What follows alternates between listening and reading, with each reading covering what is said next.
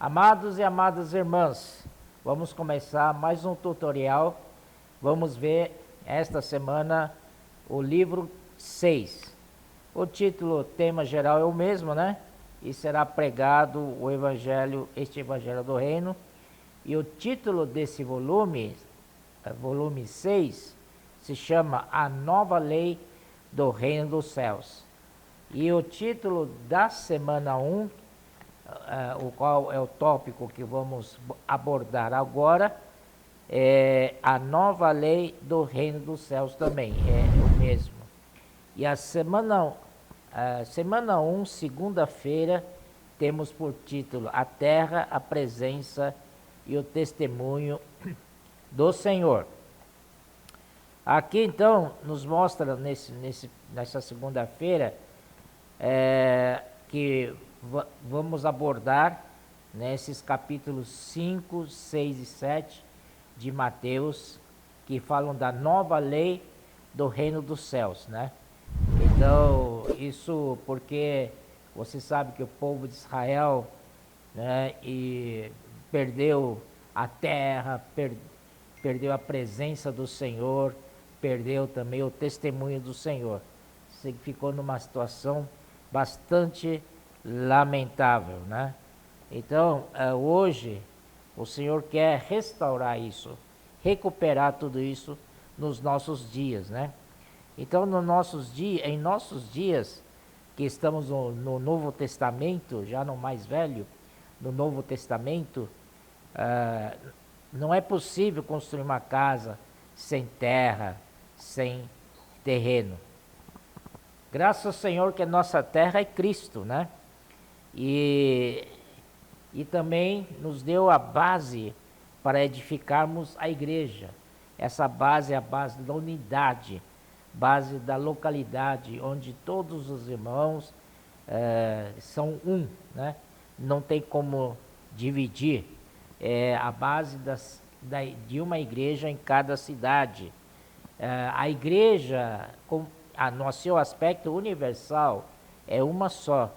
Entretanto, ela aparece na terra, porque a igreja não é uma coisa que flutua no ar, né? Uma igreja é algo bem real, bem verdadeiro, bem palpável, né? E sim, da terra, e essa terra tipifica o Cristo, né? E o terreno que nos deu é a base da unidade.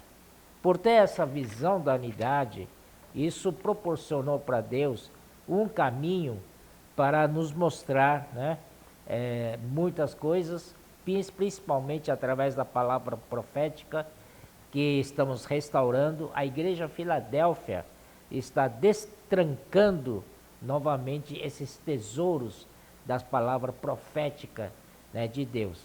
Por quê? Porque por não estar em cima de uma base divisiva. Como é base da unidade, quando Deus fala uma palavra, então isso serve para todos os filhos de Deus, para todos os cristãos, né? Então é isso que é a importância da base da palavra, né? E no entanto, o povo de Israel, eles então, Deus havia dado 3 coisas para eles: a terra, a sua presença, que é a glória, e o testemunho, né? Por causa da situação lamentável em que caíram, eles perderam a boa terra, a glória de Deus, né? E abandonou, e também perderam a habitação de Deus, que é o testemunho, né?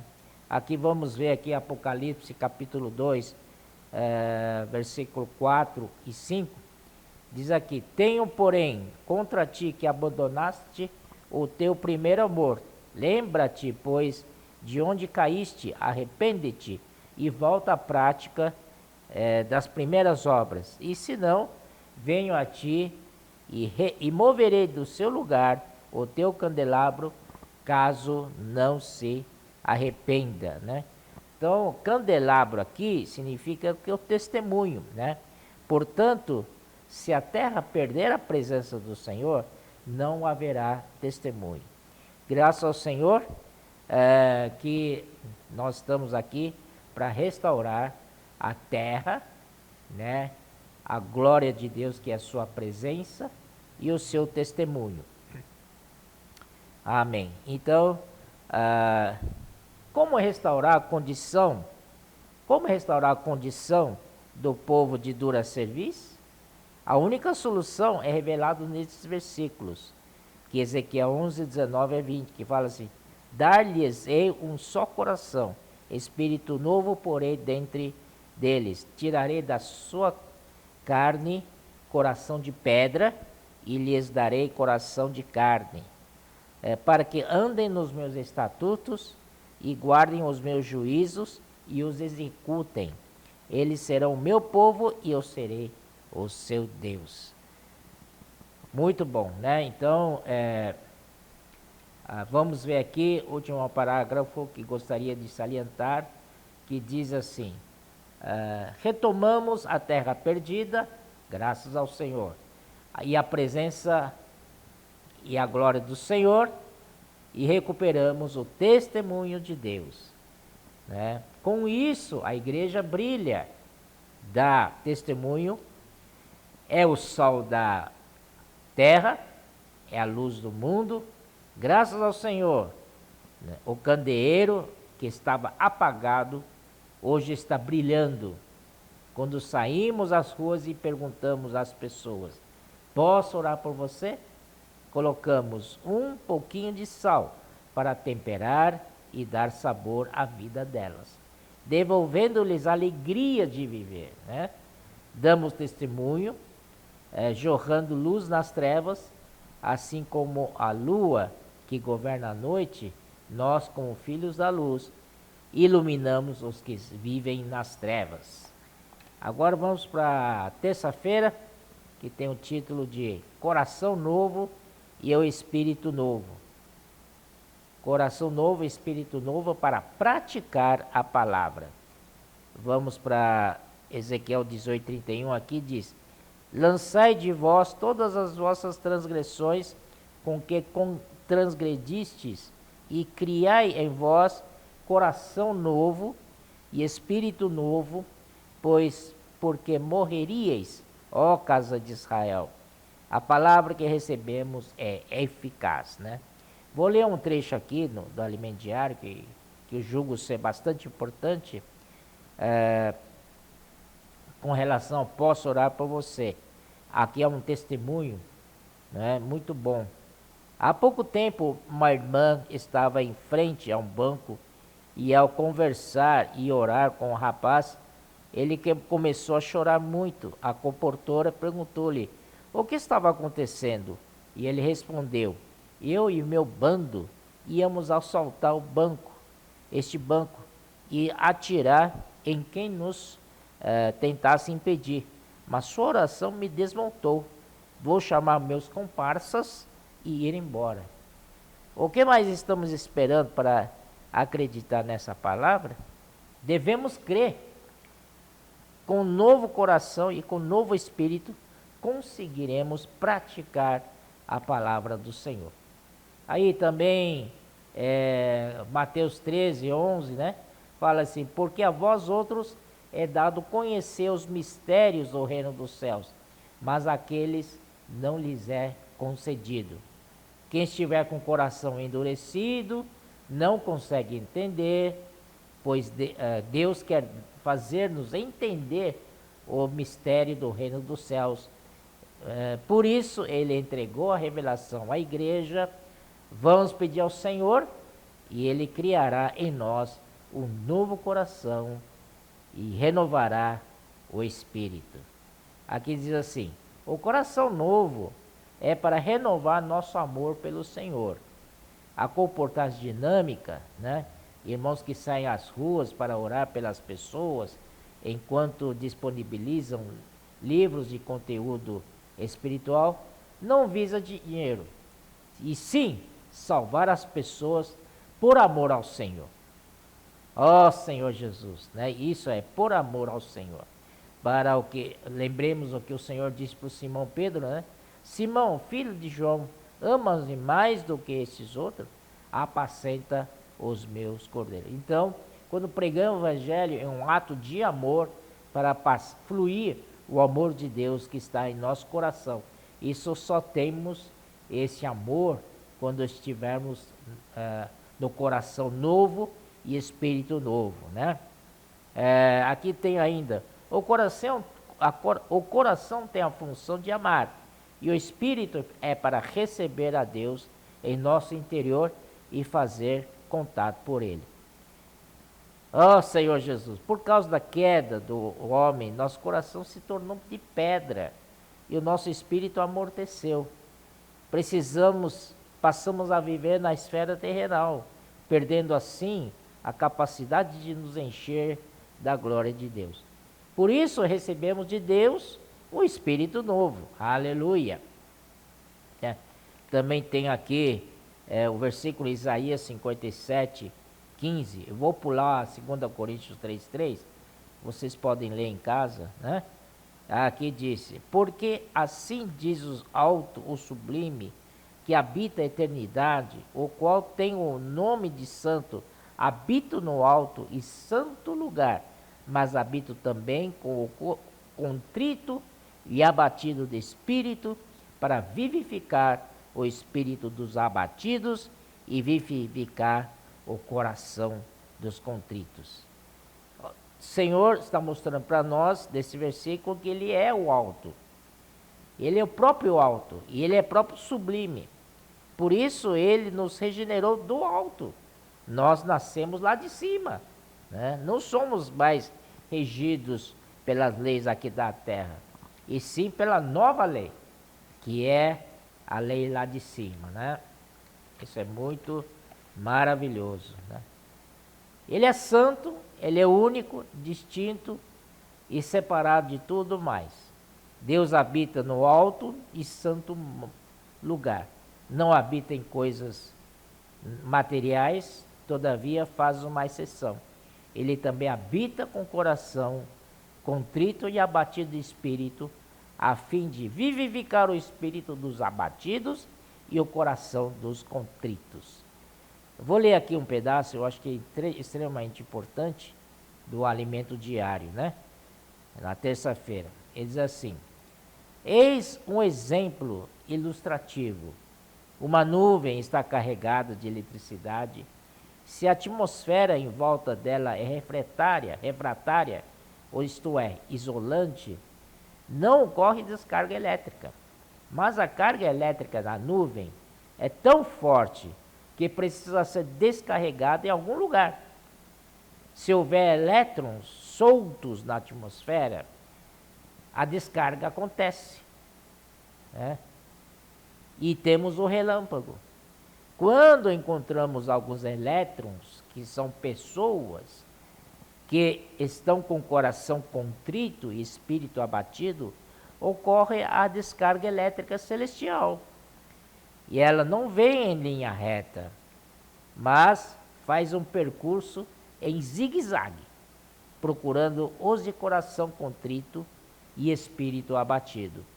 É dessa forma que atuam nossos comportores, o Avança Jovens e os demais irmãos da igreja quando saem para pregar o Evangelho.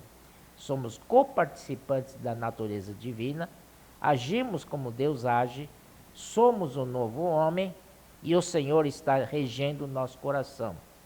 Vamos sair em zigue-zague, procurando e encontrando pessoas de coração contrito e espírito abatido, para ser energizado com a vida de Deus. Graças ao Senhor, né? Quarta-feira, o óleo composto da unção. Esse é o título do dia. Aqui diz assim, vamos ler o versículo 1 João 2, 27 e 28. Quanto a vós outros, a unção que dele recebestes permanece em vós e não tendes necessidade de que alguém vos ensina. Mas como a sua unção vos ensina a respeito de todas as coisas, e é verdadeiro e não é falsa, permanecei nele, como também ela vos ensinou. Filhinhos, agora pois permanecei nele, como ela também vos ensinou. agora permanecer nele, para que quando ele se manifestar, tenhamos confiança e dele não nos afastemos envergonhados na sua vinda. Então, irmãos, isso reforça que temos a unção dentro de nós, que é o Espírito, né? Nós podemos, Deus nos deu um coração para amar e um Espírito em nosso mais interior para recebê-lo e contatá-lo. Maravilhoso. Com relação à unção, óleo da unção, né? Está em Êxodos 30, 23 a 25, né? Aqui diz assim: tu, pois, toma das mais excelentes especiarias de mirra fluida 500 ciclos, de cinamomo odoroso a metade, a saber 250 ciclos, e de cálamo aromático 250 ciclos, e de cássia 500 ciclos, segundo o ciclo do santuário, e de azeite de oliveira um hin. Disto farás óleo sagrado para a unção, o perfume composto segundo a arte do perfumista, este será o óleo sagrado da unção. Então, irmãos, assim que era feito essa unção espiritual, né? Primeiramente, nós temos um hin de azeite, né? Que é representado pelo Espírito Santo. Mas nesse hin de azeite foi acrescentado alguns ingredientes que não havia nesse hin de azeite. Foi acrescentado 4 especiarias, né? Morte de Cristo, o viver humano de Cristo, a eficácia da morte de Cristo, a ressurreição de Cristo e o poder da ressurreição de Cristo. Então, quando você sente que precisa mortificar sua carne pecaminosa, então você tem a morte de Cristo nesta unção. Se você estiver deprimido, tá para baixo, aí você tem nessa unção elemento da ressurreição para te levantar, né? Graças ao Senhor. Isso daí aconteceu quando o Senhor estava na terra com os discípulos. Depois ele falou isso para os discípulos. Em João, né, 14, versículo 1 a 3, disse: não se turbe o vosso coração, credes em Deus, credes também em mim. Na casa de meu pai há muitas moradas.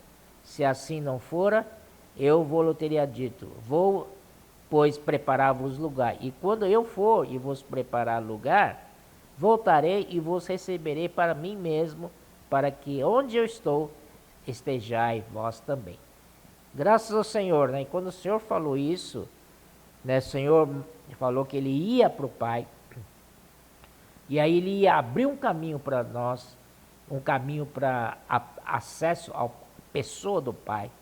Então essa ida do Senhor, nos preparar lugar, na verdade esse lugar é uma pessoa, que é o próprio nosso Pai Celeste, né? Então, graças ao Senhor, né? Mas quando o Senhor voltou, não foi na sua segunda vinda, não aconteceu ainda, mas Ele voltou em forma de Espírito.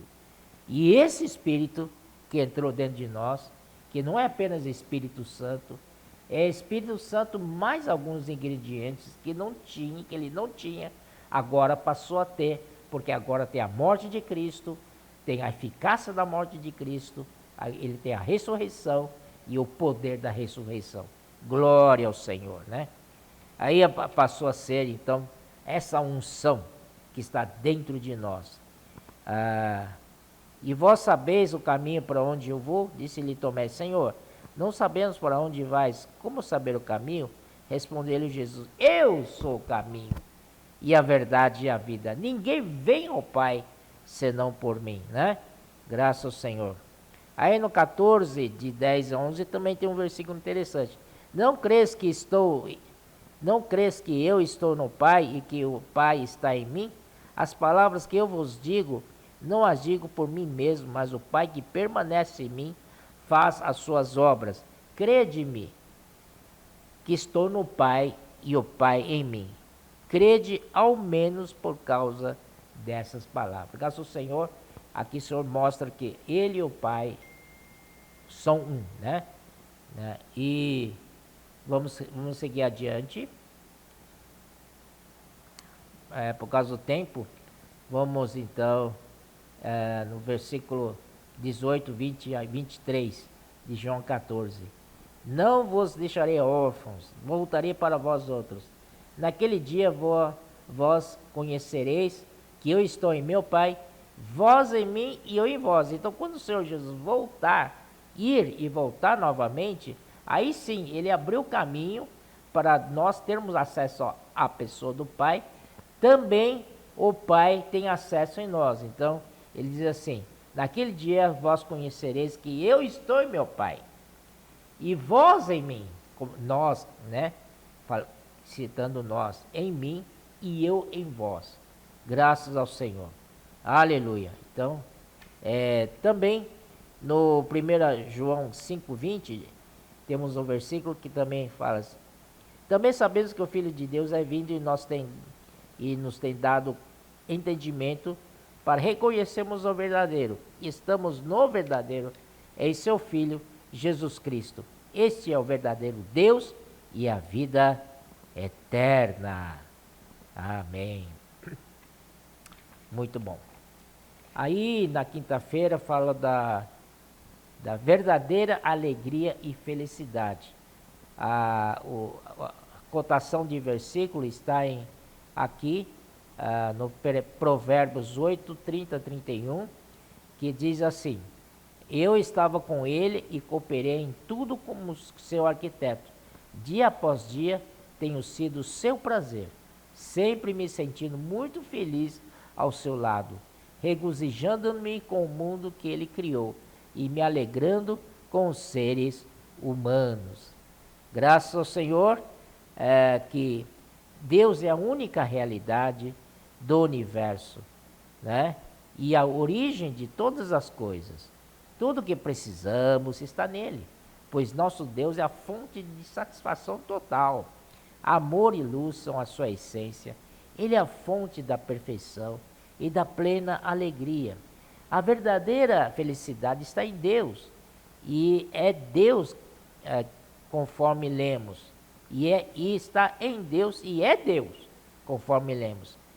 Salmo 16, 1 a 3, de King James atualizado: defende-me, ó Deus, pois eu me abrigo em ti. Ao Senhor declaro: tu és o meu Senhor, não tenho bem maior além de ti. Quanto aos fiéis que há na terra, eles é que são os notáveis, nos quais eu tenho todo o meu prazer.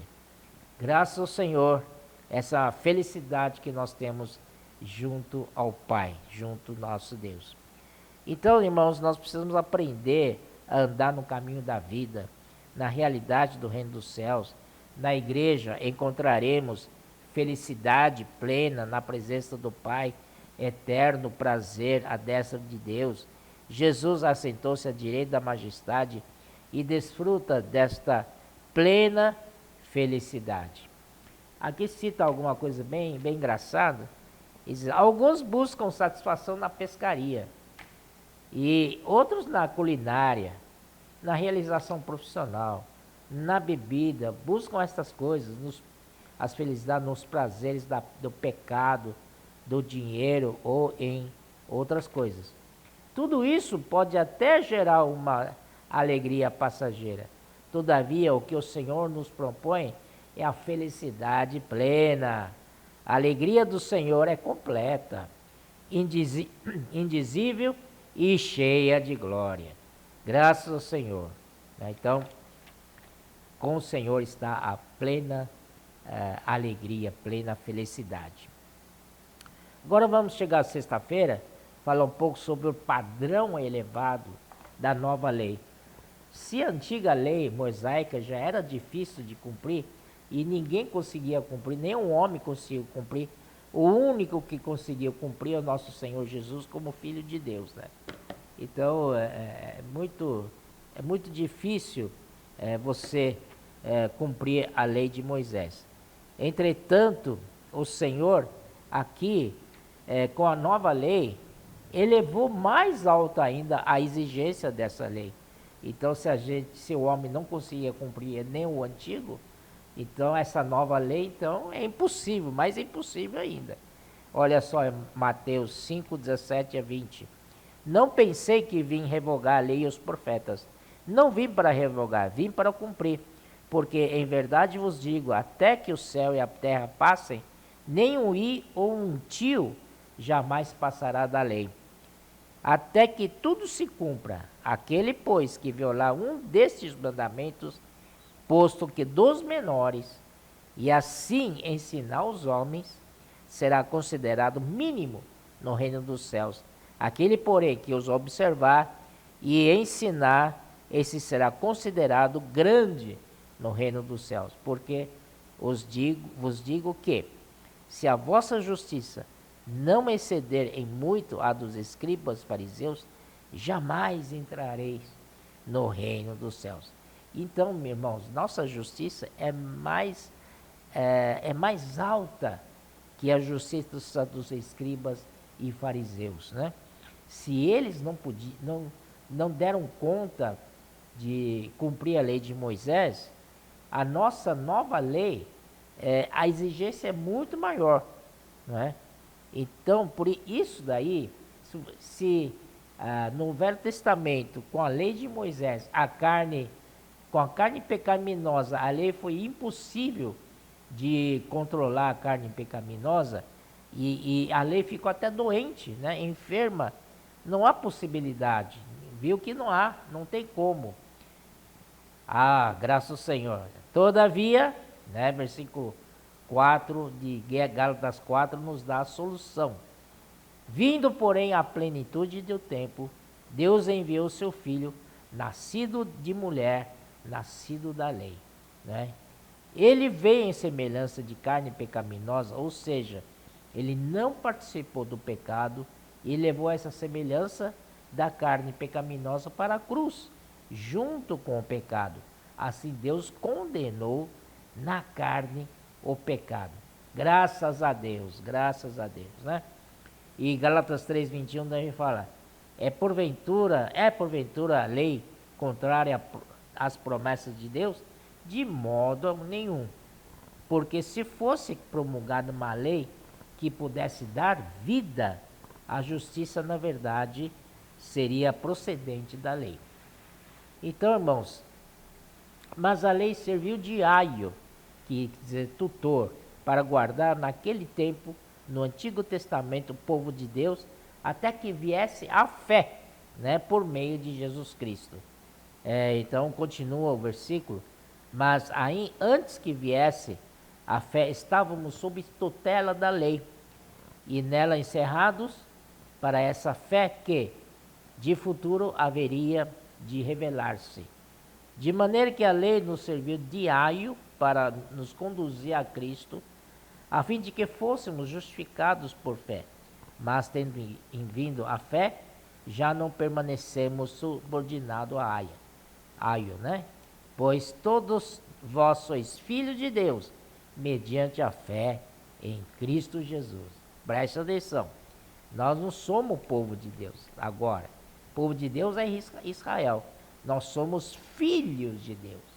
Temos a sua vida e sua natureza divinas. Isso é muito importante, mais para frente vamos falar sobre isso. Mediante a fé em Cristo Jesus, as coisas todas mudaram, né?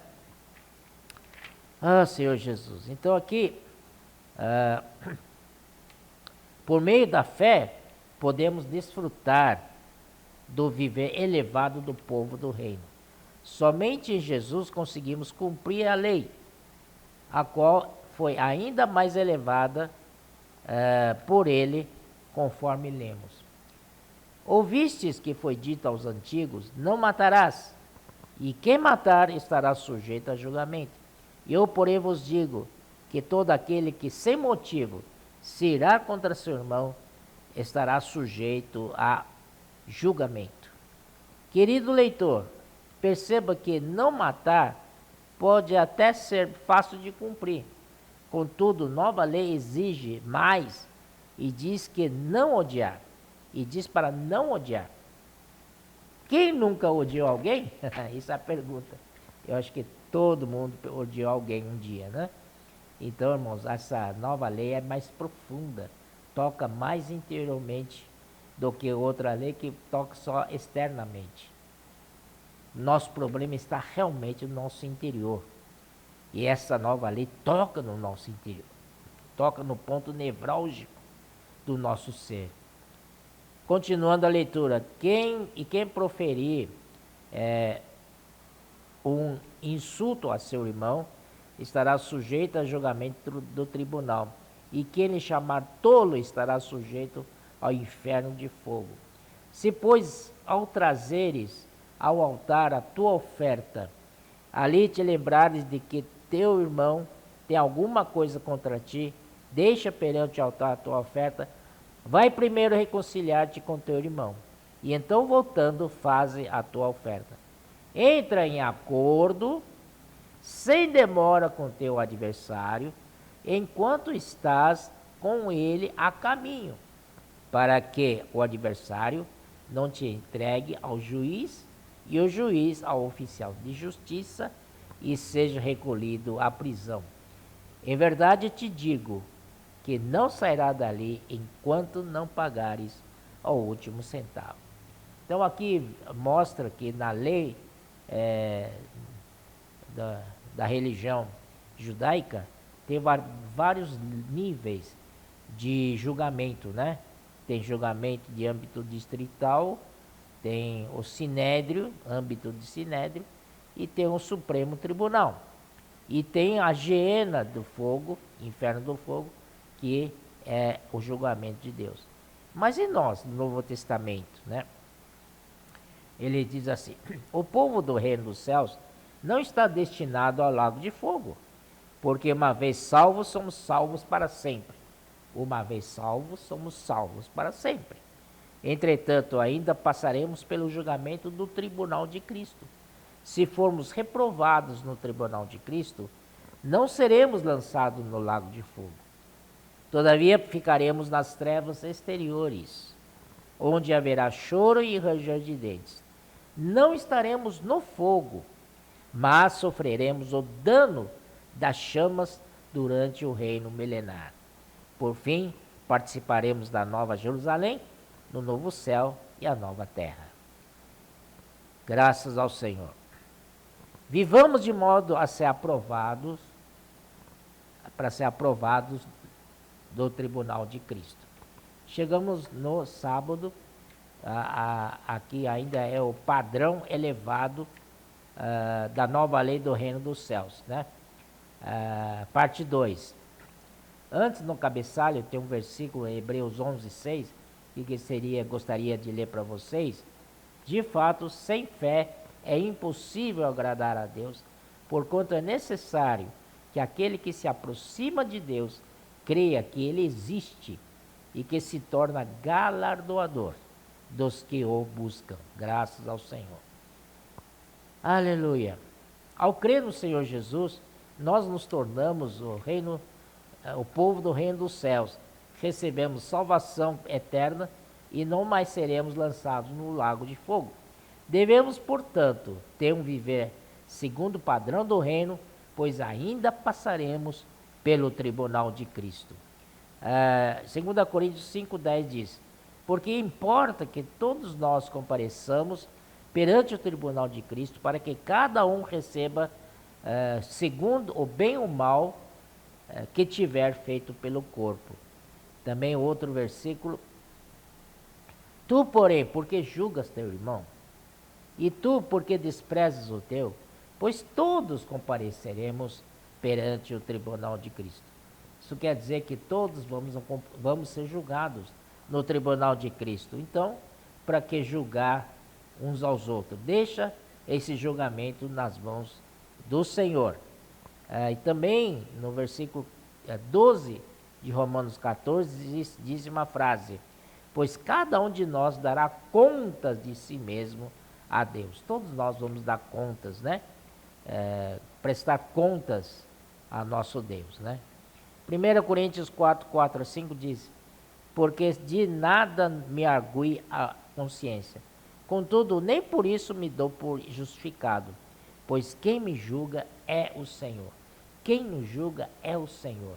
Então, não devemos ficar, até mesmo não ficar julgando a nós mesmos, muito menos julgar outro, porque quem nos julga é o Senhor. Vamos dar para Ele, né, essa preferência que é para Ele.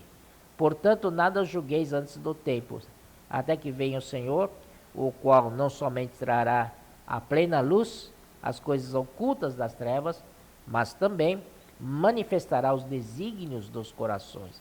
E então cada um receberá o seu louvor da parte de Deus. Então, Deus quer tratar com os desígnios do coração. Não apenas coisa superficial, por fora, externo, mas Deus quer penetrar lá no fundo, né? No desígnio do coração.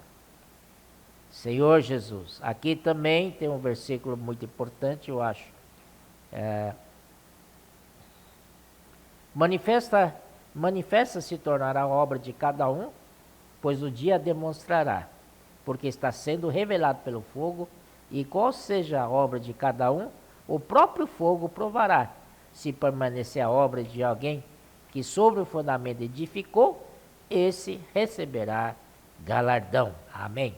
O galardão não vem pela aprovação dos homens, e sim pela aprovação e pelo louvor de Deus. Então, quem vai nos dar o galardão é Deus, porque quem vai nos aprovar é Deus, não é homem nenhum, tá? Porque filho do homem há de vir na glória de seu Pai com os seus anjos, então retribuirá a cada um conforme as suas obras. Mateus 16, 27. Nosso Deus é galardoador daqueles que o buscam. Vamos buscar Deus com sinceridade no coração, porque Ele é galardoador. Também tem outro versículo que fala sobre essa matéria de galardão. A vinda do Senhor se aproxima, com Ele está o galardão. E eis que venho sem demora, e comigo está o galardão que tenho para retribuir a cada um segundo as suas obras.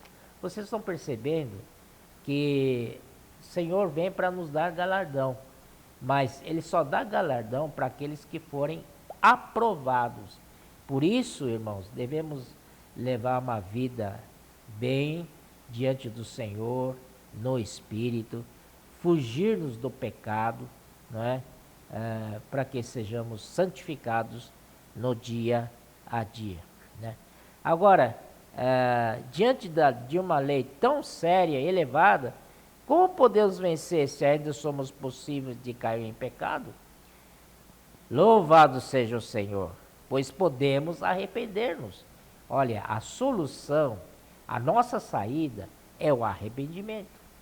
Se, porém, andarmos na luz, como Ele está na luz, mantemos comunhão uns aos outros, e o sangue de Jesus, seu Filho, nos purifica de todo pecado.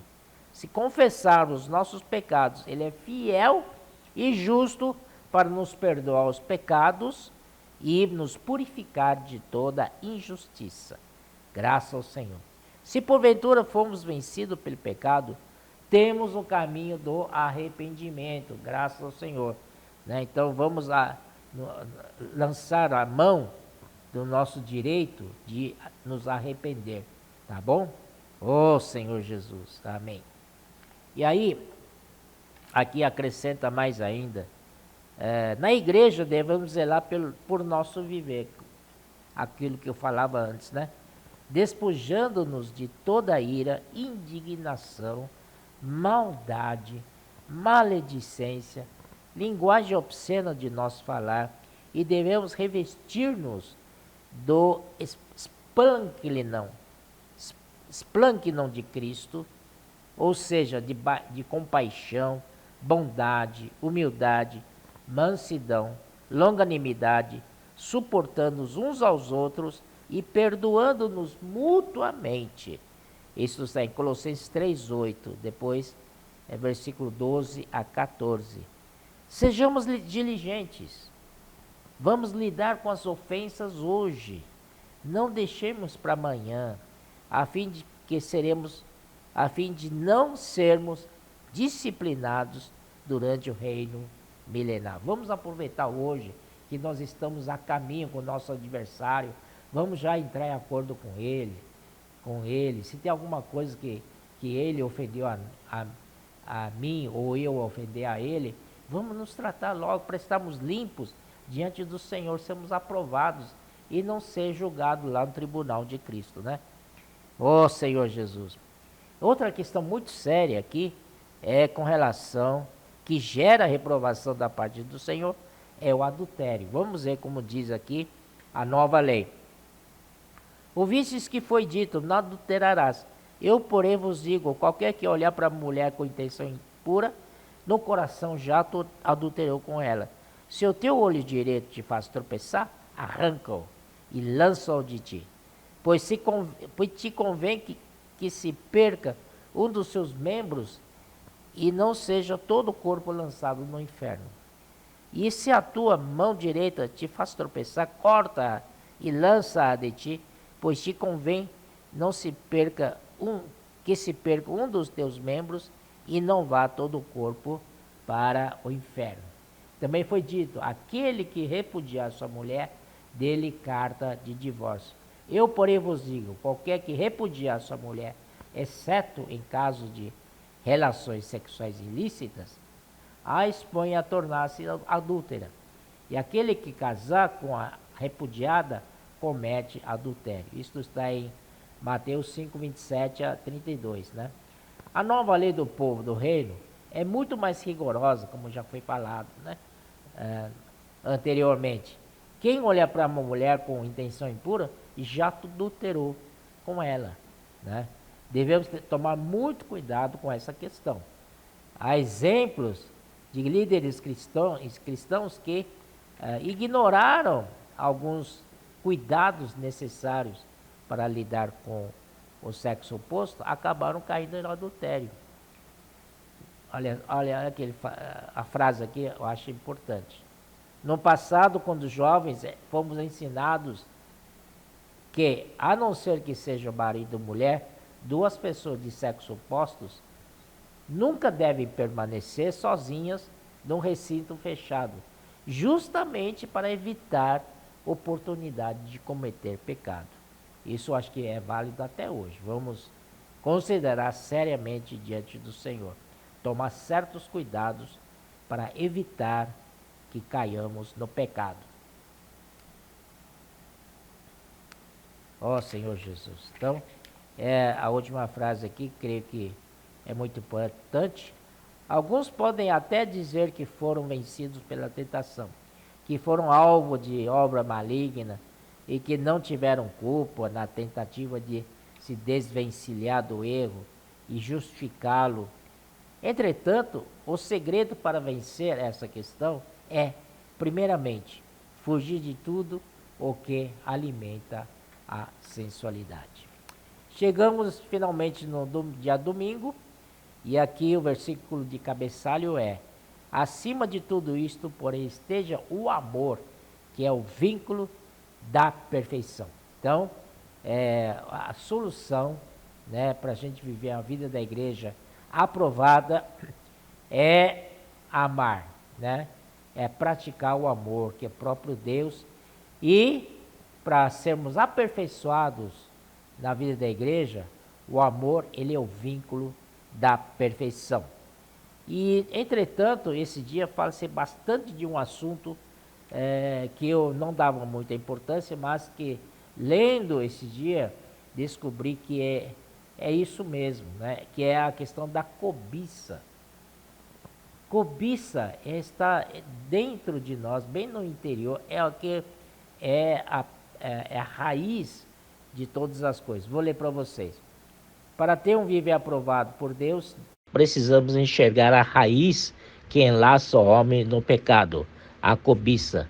Ela está citada nas tábuas dos 10 mandamentos.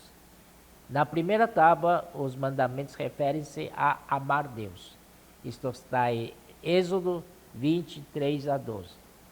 E na segunda, a amar o próximo. Não matarás, não adulterarás, não furtarás, não dirá falso testemunho contra o teu próximo, não cobiçarás a casa do teu próximo, não cobiçarás a mulher do teu próximo, nem o seu servo, nem a sua serva, nem o seu boi, nem o seu jumento, nem coisa alguma que pertença ao teu próximo. Né? Então a cobiça aparece como raiz de outros pecados, funcionando como uma alavanca que empurra alguém para matar, furtar e adulterar. Então, irmãos, a cobiça, temos que tomar cuidado com a cobiça, porque o homem natural já tem cobiça lá dentro, está lá embutido, latente, você não pode atiçá-lo. Então, quando aparece a tentação, o que é tentação? Tentação é do inimigo, né? Ele vem te tentar para atiçar a cobiça que está em você. E quando atiça sua cobiça, a probabilidade de cair no pecado é muito grande. Então vamos lá. Tem um versículo no Tiago que fala assim: ninguém ao ser tentado diga, sou tentado por Deus. Porque Deus não pode ser tentado pelo mal e ele mesmo a ninguém tenta. Ao contrário, cada um é tentado pela sua própria cobiça, quando esta o atrai e seduz. Não é?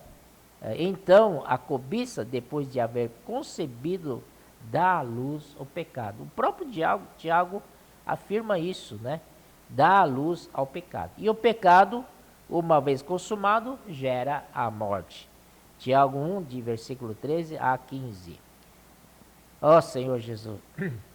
Também, Gênesis 4:3, aconteceu que no fim de uns tempos trouxe Caim do fruto da terra uma oferta ao Senhor. Abel, por sua vez, trouxe das primícias do seu rebanho e da gordura deste. Agradou-se o Senhor de Abel e de sua oferta, ao passo que de Caim e de sua oferta não se agradou. Irou-se, pois, sobremaneira Caim e descaiu-lhe o semblante. Então lhe disse o Senhor: por que andas irado? Por que descaiu o teu semblante? Caim cobiçou a ser agradável a Deus. Às vezes na carreira espiritual, o Senhor levanta irmãos e começa a usá-los em vez de usar você. Isto gera cobiça em seu coração? É uma pergunta, né? Cuidado, a cobiça gera ódio, né? Então vamos lá. Gênesis 4:7. Se procederes bem, não é certo que serás aceito? Se todavia procederes mal, eis que o pecado jaz à porta. O seu desejo será contra ti, mas a ti cumpre dominá-lo. Senhor Jesus, né? Romanos 7:7-8. Que diremos, pois? É a lei pecado? De jeito nenhum. Mas eu não teria conhecido o pecado senão por intermédio da lei, pois não teria eu conhecido a cobiça se a lei não dissera não cobiçarás. Mas o pecado, tomando ocasião pelo mandamento, despertou em mim toda sorte de concupiscência, porque sem lei está morto o pecado. Cumpre a cada um de nós dominar o desejo do pecado. Arrependamo-nos diante de Deus. Busquemos luz na presença do Senhor para anular o mecanismo da cobiça, do desejo do pecado e da concupiscência, presentes no velho homem. Assim desfrutaremos de salvação. Ó Senhor Jesus, isso é muito, muito, muito contundente tudo isso. Vamos ver 1 Timóteo 6, 7-10. Porque nada temos trazido para o mundo, nem coisa alguma podemos levar dele. Tendo sustento e com o que nos vestir, estejamos contentes. Ora, os que querem ficar ricos caem em tentação e cilada, e em muitas concupiscências insensatas e perniciosas, as quais afogam os homens na ruína e perdição. Porque o amor do dinheiro é a raiz de todos os males, E alguns nessa cobiça, olha, nessa cobiça, se desviaram da fé e a si mesmo se atormentaram com muitas dores. Irmãos, tendo o que comer, beber e saúde para pregar evangelho, tá bom demais, né? Podemos começar com a frase: posso orar por você, cuidar das pessoas, né? Deus será a nossa felicidade. Esta é a nossa felicidade. É praticando a palavra e servindo a Deus, né? Ó Senhor Jesus. Também 1 Timóteo 6, 17 e 19 diz assim: exorta aos ricos do presente século que não sejam orgulhosos, nem depositem a sua esperança na instabilidade da riqueza, mas em Deus, que tudo nos proporciona ricamente para nosso aprazimento, que pratiquem o bem, sejam ricos de boas obras, generosos em dar e prontos a repartir, que acumulem para si mesmos tesouro, sólido fundamento para o futuro, a fim de se apoderarem da verdadeira vida, né? Então, para concluir, nossa felicidade não está no dinheiro, está em Deus. Não dá para cobiçar riquezas e ser feliz. Há pessoas que cobiçam dinheiro e vivem em meio a preocupações, mas nosso futuro não é garantir riquezas à terra, e sim tomar posse da verdadeira vida. Podemos impedir que a cobiça dê à luz o pecado, ao seguir o Rei do reino dos céus, né? Sendo constituídos pela vida e natureza de nosso Pai Celeste, que é perfeito, para alcançar a perfeição.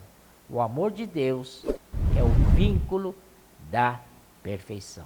Graças ao Senhor, e quando chegar o que é perfeito, o que é em parte será aniquilado, buscando o amor perfeito, não alimentaremos a cobiça ou outro pecado, pois isso conduz à morte espiritual. Nosso viver é para servir a Deus com consciência boa, cheio da vida e natureza divinas. Muito obrigado, meus amados irmãos. Esse é o tutorial. Obrigado.